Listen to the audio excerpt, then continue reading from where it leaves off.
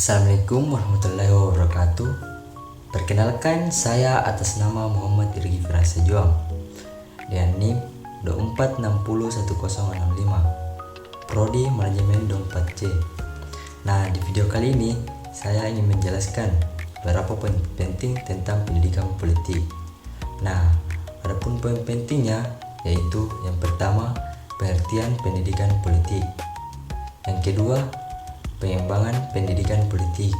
Yang ketiga, fungsi pendidikan politik. Yang keempat, tujuan pendidikan politik. Yang kelima, bentuk pendidikan politik. Yang keenam, urgensi pendidikan politik. Yang ketujuh, masalah politik di Indonesia masa kini. Dan yang terakhir yaitu pentingnya peran pemuda dalam dunia politik. Nah, itulah tadi beberapa poin penting tentang pendidikan politik. Nah, sebelum masuk di poin pentingnya, apa sih itu pendidikan politik? Nah, pendidikan politik merupakan salah satu elemen penting dalam membangun masyarakat yang demokratis, partisipatif, dan berdaya kritis. Di era modern seperti sekarang ini, kesadaran politik masyarakat menjadi faktor penentu dalam menciptakan sistem pemerintah yang transparan dan akuntabel. Namun, kenyataannya tingkat literasi politik masyarakat di berbagai daerah masih sangat tergolong rendah. Hal ini tercermin dari rendahnya partisipasi dan pemilu, apatisme terhadap isu-isu politik, serta mudahnya masyarakat terpengaruh oleh informasi yang belum tentu benar atau hoaks politik. Rendahnya kesadaran politik ini terlepas dari minimnya pendidikan politik yang diterima masyarakat sejak dini, baik di lingkungan keluarga, sekolah maupun masyarakat. Pendidikan politik seharusnya tidak hanya diberikan menjelang pemilu, tetapi menjadi proses berkelanjutan yang ditanamkan secara sistematis dan berkelanjutan yang ditanamkan secara sistematis dan berkelanjutan. Melalui pendidikan politik yang baik, masyarakat dapat memahami hak dan kewajibannya sebagai warga negara mengenai sistem politik yang berlaku, serta mampu mengkritisi kebijakan pemerintah secara objektif. Dengan demikian, pendidikan politik memiliki peran strategis dalam memperkuat demokrasi, meningkatkan kualitas kepemimpinan, dan mendorong terciptanya masyarakat sipil yang aktif. Nah, itulah tadi penjelasan terkait pendidikan politik. Nah, masuk di poin yang pertama, yaitu pengertian pendidikan politik.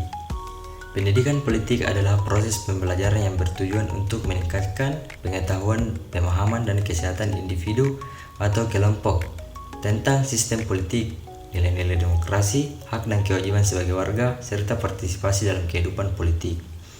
Melalui pendidikan politik, masyarakat dibekali kemampuan untuk menilai secara kritis kebijakan pemerintah, memahami proses pemilu, pengenalan peran ke lembaga-lembaga negara, serta ikut aktif pengambilan keputusan politik yang menyangkut kepentingan publik. Menurut Miriam Budiarjo, pendidikan politik adalah usaha yang dilakukan secara sadar dan sistematis untuk membentuk warga negara yang sadar akan hak-hak dan kewajibannya dalam berkehidupan bernegara, serta mampu berpartisipasi secara aktif dalam proses politik. Menurut Ramlan Surbakti, pendidikan politik adalah proses pembentukan orientasi politik masyarakat, yaitu melalui pengenalan terhadap nilai-nilai politik, institusi politik, peran individu dalam sistem politik, serta cara kerja sistem politik itu sendiri. Nah, itulah penjelasan mengenai pengertian pendidikan politik.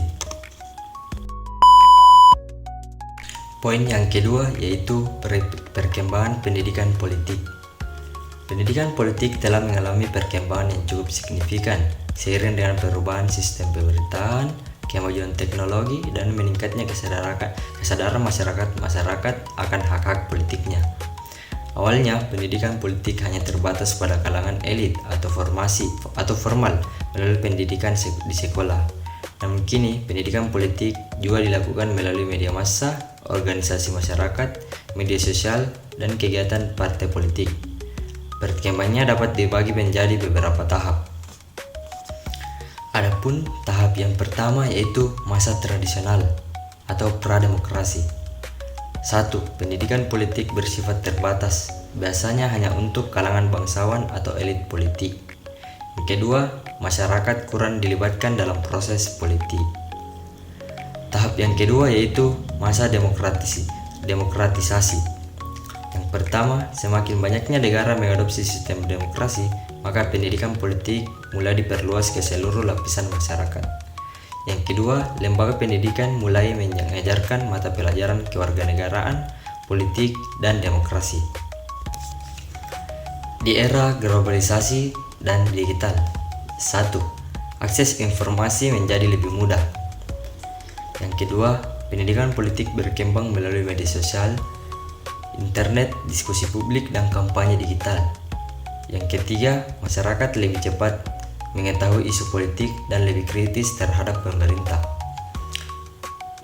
Adapun perkembangan pendidikan politik di Indonesia yaitu yang pertama, masa Orde Lama.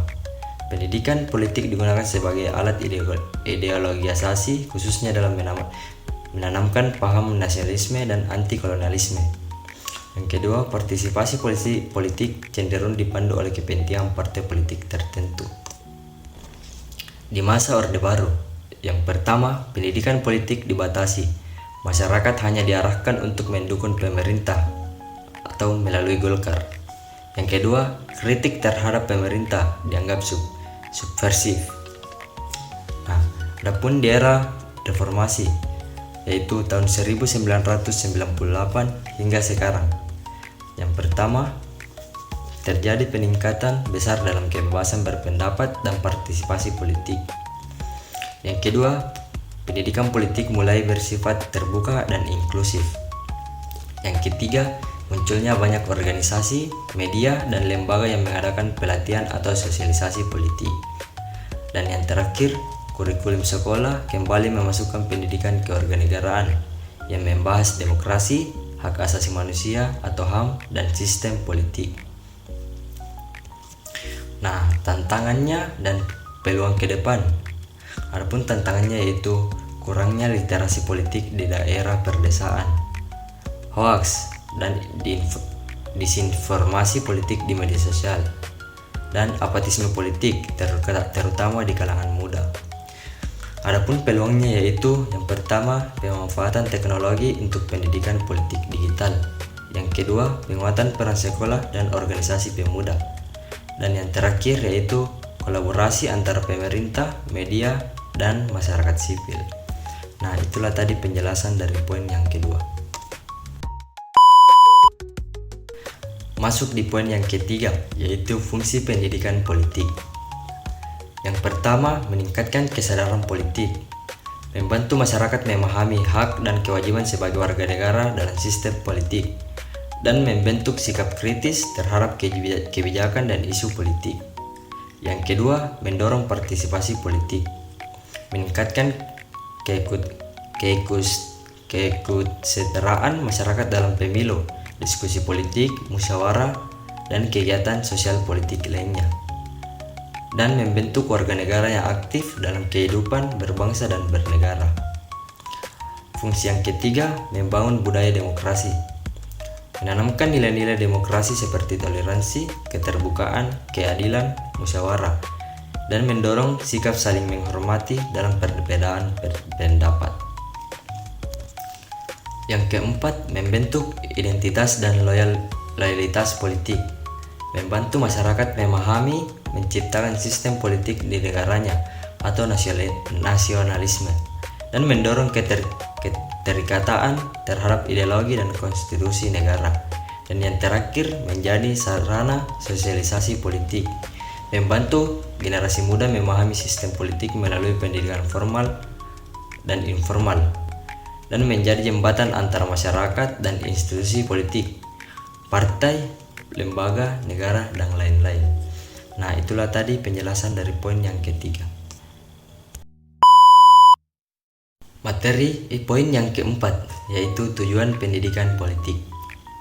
Pendidikan politik memiliki peran penting dalam membentuk warga negara yang sadar akan hak dan kewajibannya, serta mampu partisipasi aktif dalam kehidupan berpolitik. Tujuannya tidak hanya menciptakan masyarakat yang taat hukum, tetapi juga yang kritis, aktif, dan bertanggung jawab dalam proses demokrasi.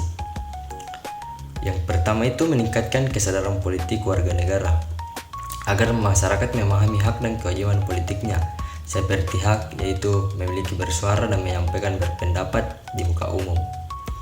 Yang kedua, mendorong partisipasi politik aktif. Tujuannya adalah agar warga negara terlibat secara aktif dalam berbagai proses politik seperti pemilihan umum, diskusi publik, atau menjadi anggota organisasi politik. Yang ketiga, membentuk sikap kritis dan tanggung jawab. Pendidikan politik bertujuan untuk menumbuhkan kemampuan masyarakat untuk menilai dan mengkritisi kebijakan pemerintah, serta ikut mengawal jalannya pemerintahan secara sehat dan damai. Yang keempat, menumbuhkan nilai-nilai demokrasi seperti toleransi, keterbukaan, musyawarah, dan keadilan. Nah, nilai-nilai ini sangat penting dalam menjaga stabilitas dan keharmonisasian kehidupan berbangsa dan bernegara.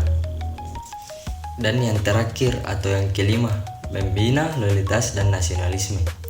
Pendidikan politik juga berperan dan memperkuat rasa cinta tanah air dan kesetiaan terhadap konstitusi serta sistem politik nasional. Nah, itulah isi-isi dalam materi yang keempat. Ya. Poin yang kelima, bentuk pendidikan politik. Pendidikan politik dapat dilakukan melalui berbagai cara, baik secara formal maupun non-formal. Tujuannya adalah untuk meningkatkan pengetahuan, kesadaran, dan partisipasi masyarakat dalam kehidupan politik. Yang pertama itu pendidikan politik formal. Merupakan pendidikan politik yang biasanya dilakukan melalui lembaga resmi pendidikan seperti sekolah dan universitas. Biasanya dalam bentuk pelajaran yaitu PKN atau pendidikan kewarganegaraan dan ilmu sosial dan politik di perguruan tinggi. Kurikulum pendidikan yang membahas demokrasi, hak asasi manusia atau HAM, dan sistem politik. Contohnya, siswa belajar tentang sistem pemerintahan dan pemilu di kelas PKN. Nah, adapun pendidikan politik non formal dilakukan di luar institusi pendidikan formal seperti melalui pelatihan formal, pelatihan politik oleh partai politik, seminar, diskusi publik atau workshop, kegiatan organisasi masyarakat sipil. Contohnya, LSM mengadakan pelatihan tentang hak suara untuk pemilihan pemula. Nah, adapun pendidikan politik informal terjadi secara tidak langsung dalam kehidupan sehari-hari melalui pengalaman, pergaulan, atau media, seperti melalui media massa, TV, radio, dan koran, atau media sosial seperti Facebook, Twitter, YouTube, dan lain sebagainya, atau seperti obrolan keluarga atau komunitas. Contohnya itu warga belajar soal politik dan berita di televisi atau diskusi keluarga menjelang pemilu seperti pemilihan presiden. Dan yang terakhir, pendidikan politik melalui organisasi. Organisasi seperti partai politik, OSIS, Karang Taruna, atau organisasi kepemudaan juga berperan penting dalam memberikan pendidikan politik. Contohnya itu seperti OSIS mengadakan simulasi pemilu di sekolah sebagai pembelajaran yang demokrasi. Nah, itulah tadi isi-isi dari materi yang poin yang kelima. Poin yang keenam, urgensi pendidikan politik. Urgensi pendidikan politik berarti betapa penting dan mendesaknya peran pendidikan politik dalam menciptakan masyarakat yang sadar, aktif, dan bertanggung jawab dalam kehidupan bernegara dan berbangsa. Dalam sistem demokrasi, pendidikan politik menjadi pondasi utama, menjaga kestabilan politik dan memperkuat partisipasi rakyat secara bermakna. Pertama itu meningkatkan kesadaran dan pengetahuan politik. Tanpa pendidikan politik, masyarakat mudah disesatkan oleh informasi palsu atau propaganda. Pendidikan politik membantu warga mengenali hak, kewajiban, serta cara kerja sistem politik. Contohnya seperti pemilu yang terdidik secara politik akan memilih berdasarkan program, bukan hanya karena iming-iming atau isu sara. Yang kedua, mendorong partisipasi aktif dalam demokrasi. Pendidikan politik menjadi masyarakat tidak apatis, tetapi terlibat dalam kegiatan politik seperti pemilu, diskusi kebijakan publik, dan pengawasan pemerintah. Contohnya seperti masyarakat yang sadar politik akan turut serta dalam pembangunan melalui jalur legal dan konstruktif. Yang ketiga, membentuk budaya politik yang sehat. Pendidikan politik perlu menanamkan nilai demokrasi, toleransi, keterbukaan, dan musyawarah. Ini penting untuk menjaga konflik, fanatisme, atau politik identitas yang merusak persatuan. Yang keempat, menangkal disinformasi dan politisasi agama atau sara. Nah, di era digital itu, hoax politik menyebar sangat cepat. Pendidikan politik yang baik melatih masyarakat untuk berpikir kritis dan tidak mudah terprovokasi. Dan yang terakhir, memperkuat pemerintahan yang demokratis. Pemerintah yang diawasi oleh rakyat yang sadar politik cenderung lebih transparan, akuntabel, dan bekerja untuk kepentingan politik. Nah, itulah tadi penjelasan dari materi yang ke-6. Masuk di poin yang ke-7, masalah politik di Indonesia masa kini. Yang pertama, praktik politik uang atau money politics. Masih maraknya politik uang dalam pemilu dan pilkada menyebabkan politik tidak berjalan secara jujur dan adil. Calon pemimpin dipilih bukan karena kualitasnya, melainkan karena kekuatan finansial. Dampaknya merusak integritas demokrasi dan menghasilkan pemimpin yang tidak kompeten. Nah, seperti presiden. Yang kedua, minimnya partisipasi politik masyarakat. Meskipun pemilu rutin dilakukan, masih banyak masyarakat yang apatis. Nah, apatis itu seperti acuh tak acuh, tidak memilih atau tidak memahami isu-isu politik secara mendalam. Sebabnya, rendahnya pendidikan politik, ketidakpercayaan pada partai, dan politisasi. Yang ketiga, korupsi di lingkungan pemerintahan dan partai politik. Banyak pejabat politik yang tersandung kasus korupsi, termasuk kepala daerah dan anggota DPR. Korupsi sering dianggap sebagai penyakit kronis politik Indonesia. Contohnya, operasi tangkap tangan atau OT oleh KPK masih sering terjadi. Yang keempat, polarisasi politik dan politik identitas. Meningkatnya polarisasi atau perpecahan di masyarakat akibat perbedaan pemilihan politik sering diperparah oleh penggunaan isu agama, suku, dan ras untuk kepentingan politik.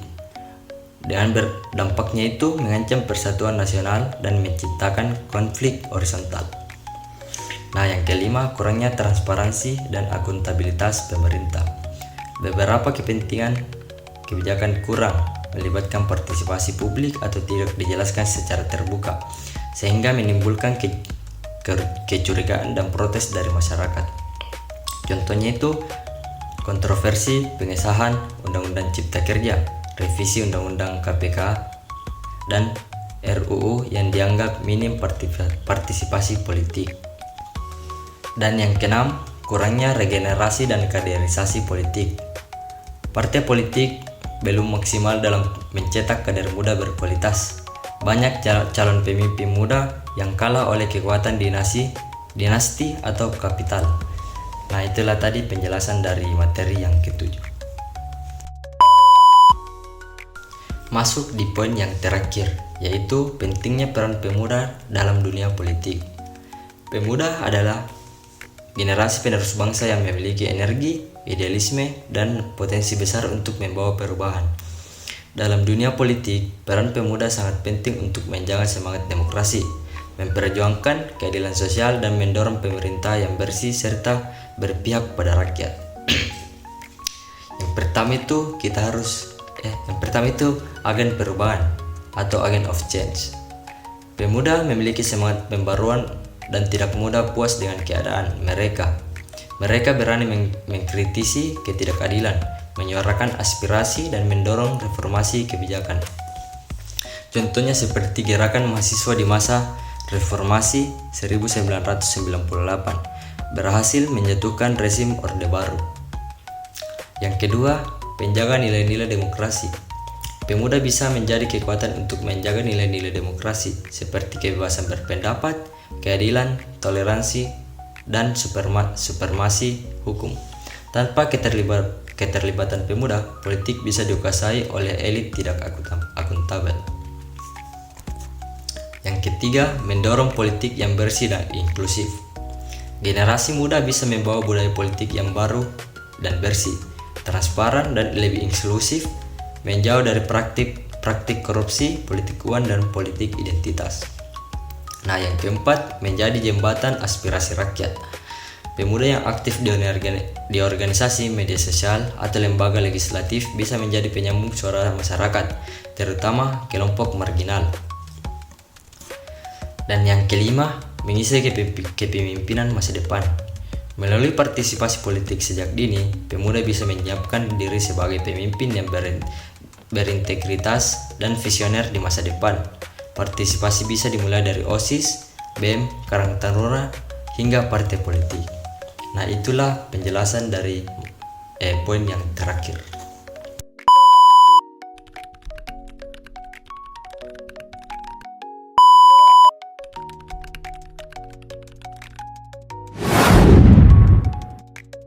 Kesimpulan dari materi ini adalah pendidikan politik merupakan elemen penting dalam membentuk masyarakat yang sadar, aktif, dan bertanggung jawab dalam kehidupan berbangsa dan bernegara.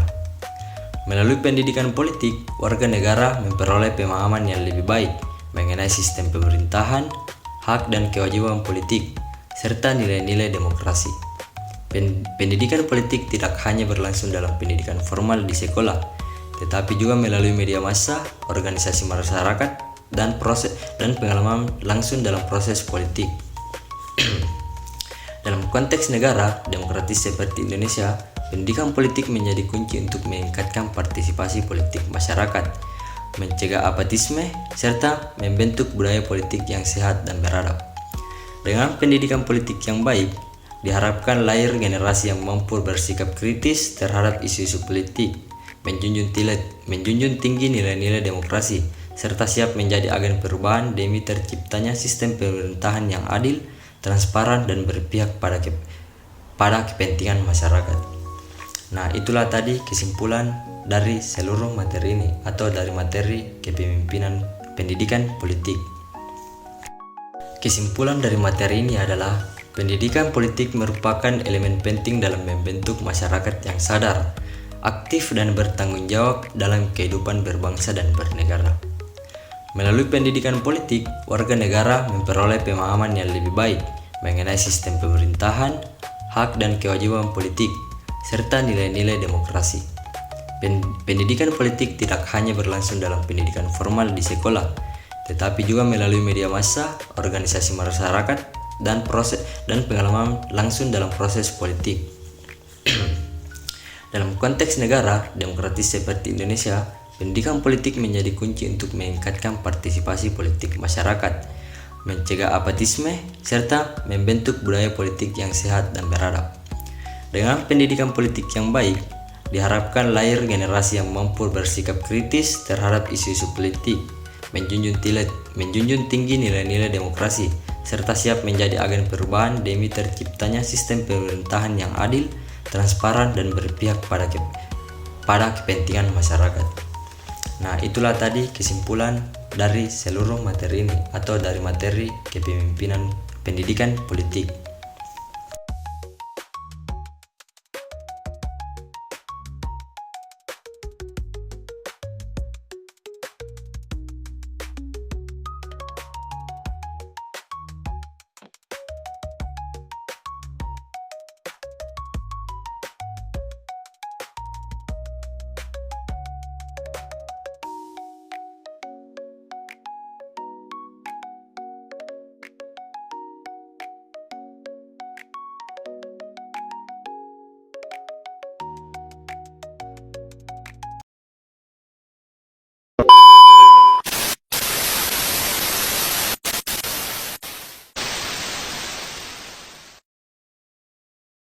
Itulah tadi penjelasan dari saya terkait materi pendidikan politik. Kurang dan lebihnya mohon dimaafkan. Wabillahi taufik wal hidayah. Wassalamualaikum warahmatullahi wabarakatuh. Dadah.